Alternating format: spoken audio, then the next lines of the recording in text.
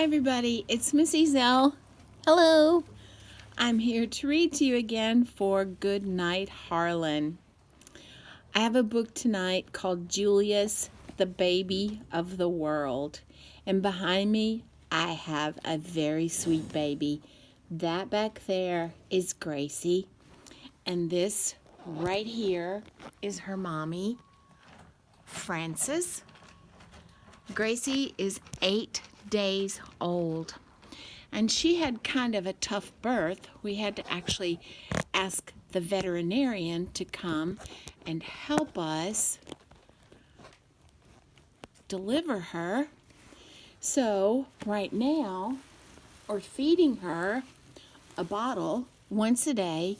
Look at the size of that bottle. Have you ever in your life seen a bottle that big? I mean, there's my hand. Do you have a baby at your house that takes a bottle? Does it need one this big?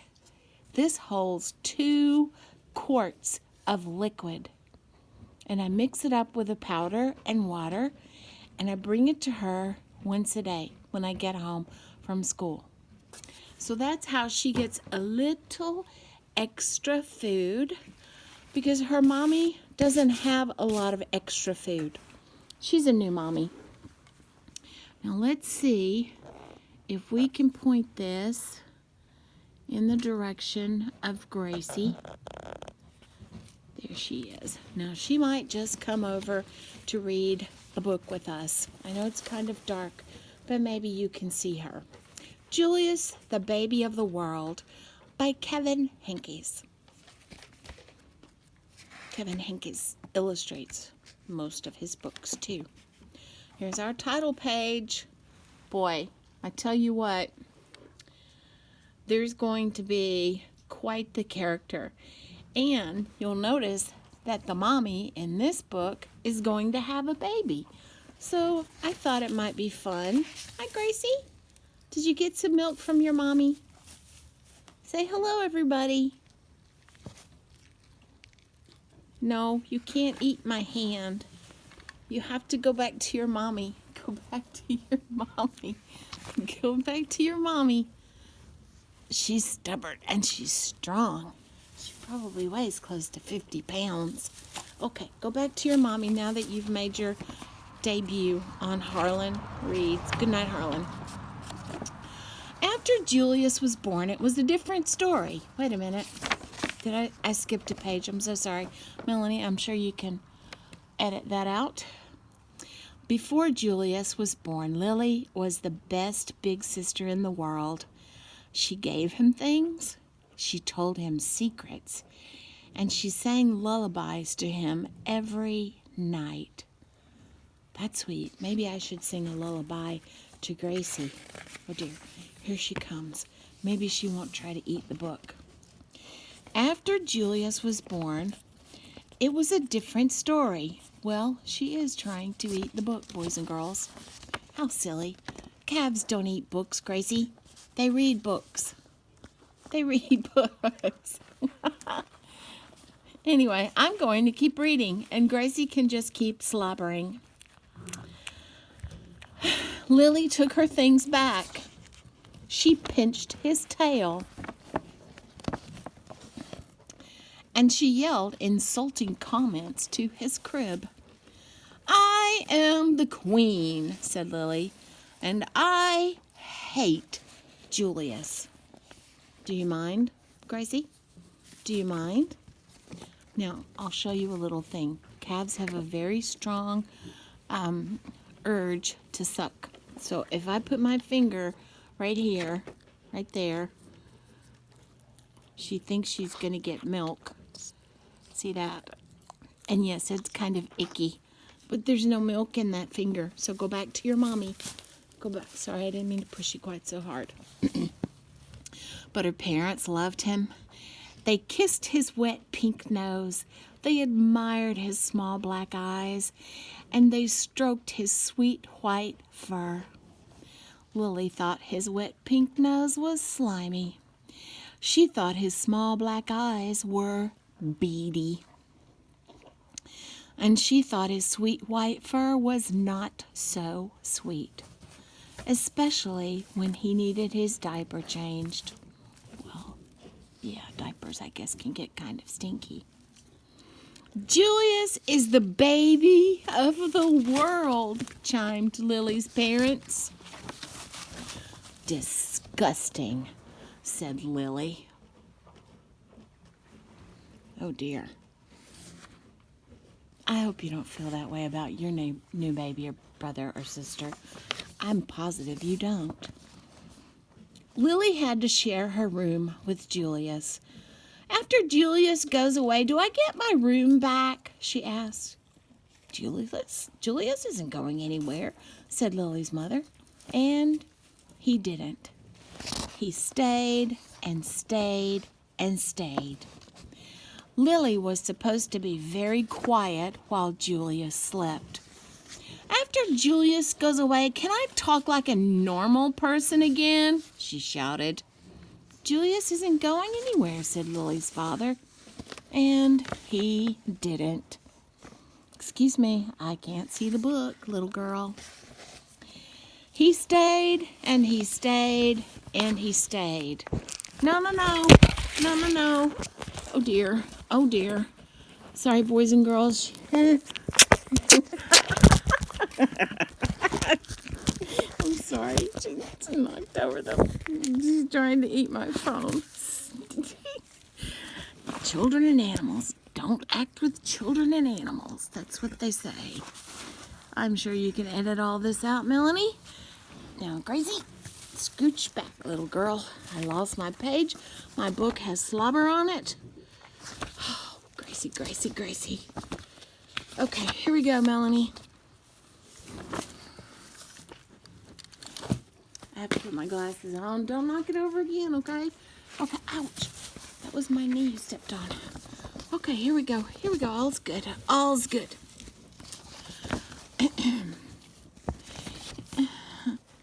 Go back to your mommy. Okay, here we go. All right. I think you can see the book. We want Julius to grow up to be as extraordinary as you, said Lily's mother. So we must tell him constantly how beautiful he is and how much we love him. When no one was looking, Lily had her own idea. Now up here, the parents are saying, we love you, Julius. You're beautiful, Julius. But down here, Lily is saying, I hate you. You're ugly. Oh my. We want Julius to grow up to be as clever as you. Excuse me. Thank you, said Lily's father. So we must sing him his numbers and letters whenever possible. A, B, C, D, E, F, G, H, I, J, K. 1, 2, 3, 4, 5. When no one was looking, Lily had her own idea. 3, 8, 1, 5, 9, 6. A, J, K, Z, B, S, C, H. Oh my. That doesn't sound right at all. Lily's parents were more than a bit doubtful about leaving the two of them alone together. Lily tried to frighten Julius with her nifty disguises. She learned magic and tried to make him disappear. When that didn't work, she simply pretended that he didn't exist. Arr! Abracadabra. Baby? What baby? I don't hear anything. Lily spent more time than usual in the uncooperative chair. I hate everything. I'm hungry. I have to go to the bathroom. Arr! Oops, she's gone. She's out of there. Lily's parents showered her with hugs and kisses and treats of all shapes and sizes. They even let her stay up 15 minutes later every night. It didn't matter. Nothing worked. "I am the queen," said Lily, "and I hate Julius." But her parents loved him. They kissed his wet pink nose.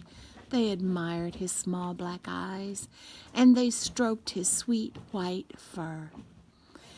"Julius is the baby of the world," chimed Lily's parents. "Disgusting," said Lily. Lily's parents were amused when Julius blew a bubble. "Can you believe it?" they exclaimed. But if Lily did the same exact thing, they said, "Lily, let's mind our manners, please." Lily's parents were dazzled when Julius babbled and gurgled. "Such a vocabulary," they exclaimed. Now here is Julius saying, moo. That might be a moo. Maybe he's thinking about Gracie. But if Lily did the same exact thing, they said, "Lily, let's act our age, please." Lily's parents were amazed when Julius screamed. "What lung capacity!" they exclaimed. But if Lily did the exact same thing, they said, "Lily, let's restrain ourselves, please." What are you thinking right now?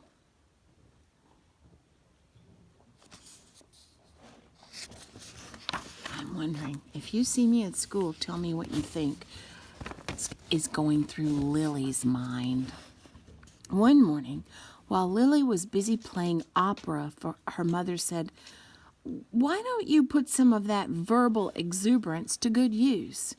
Why don't you tell Julius a nice story?" "He's too little to understand a story," said Lily. "He can understand it in his own way," said Lily's mother. "Okay," said Lily, smiling. Oh, what's coming next? "Julius, the germ of the world, by me," said Lily. "Once upon a time," said Lily, "there was a baby. His name was Julius. Julius was really a germ. Julius was like dust under your bed. If he was a number, he would be 0. If he was food, he would be a raisin. 0 is nothing. A raisin tastes like dirt. The end," said Lily. The story earned her 10 minutes in the uncooperative chair. Do you have an uncooperative chair at your house? I think Gracie is being uncooperative. Look at her. She's trying to eat my hand. Don't.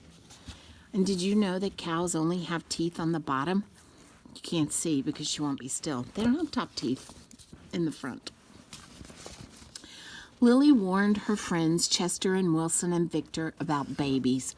"Trust me," she said, "they're dreadful." She warned strangers about babies too. Gracie, back up. Let me finish the book, please, dear. Let me finish the book.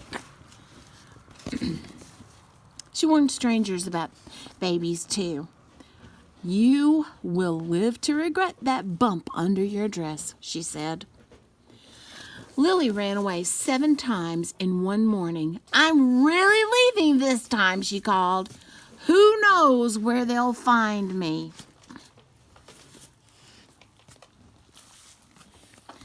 The same afternoon, Lily had a tea party and everyone came. Everyone but Julius. "His invitation must have been lost in the mail," she explained. Wow, 7 times in one morning.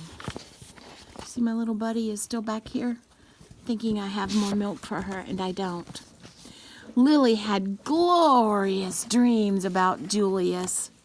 Oh my, there's Lily, there's Julius. What is going on? That is some dream. And ghastly nightmares, too. Oh.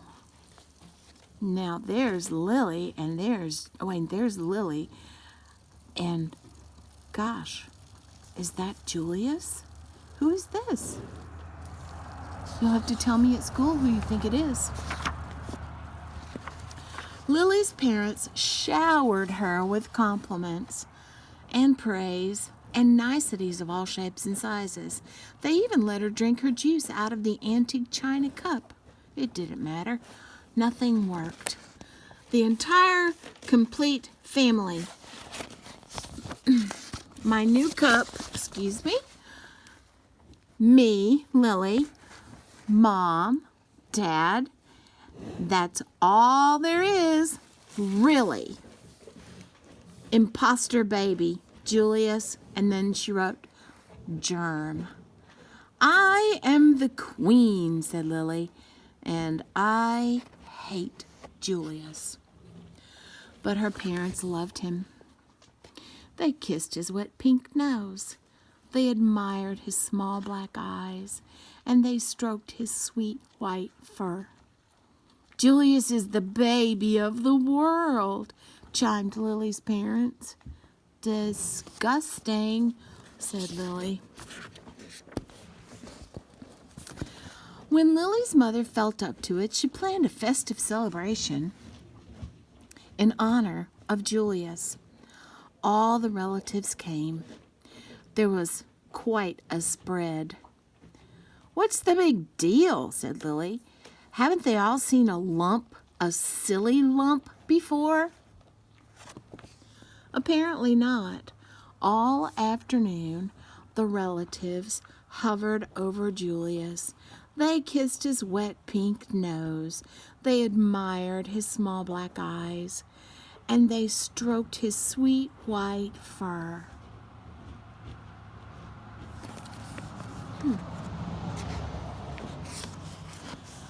Disgusting, Cousin Garland said. What? Said Lily. Julius, said Cousin Garland. I think his wet pink nose is slimy. I think his small black eyes are beady. And I think his sweet white fur is not so sweet. He needs his diaper changed. Lily's nose twitched. Her eyes narrowed.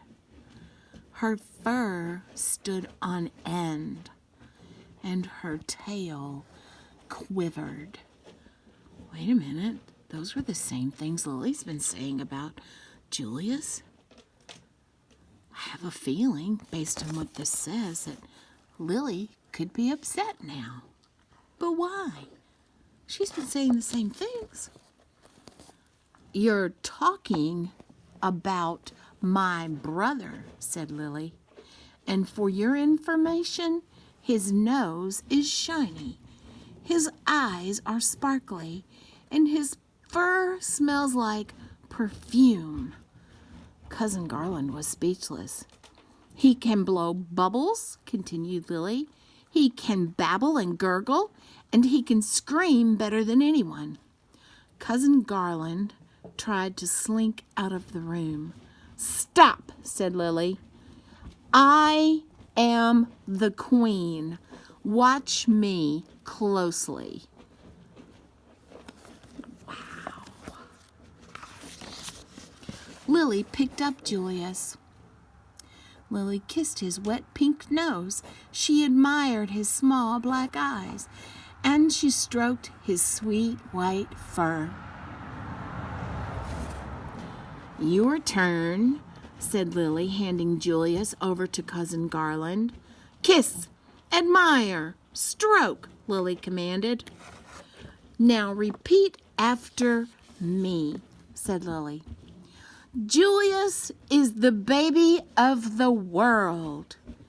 Julius is the baby of the world, said Cousin Garland. Louder, said Lily. Julius is the baby of the world.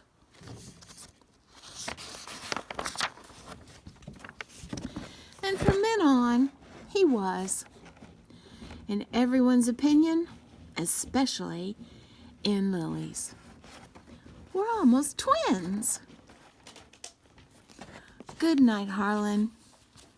Sleep tight, and we'll see you soon.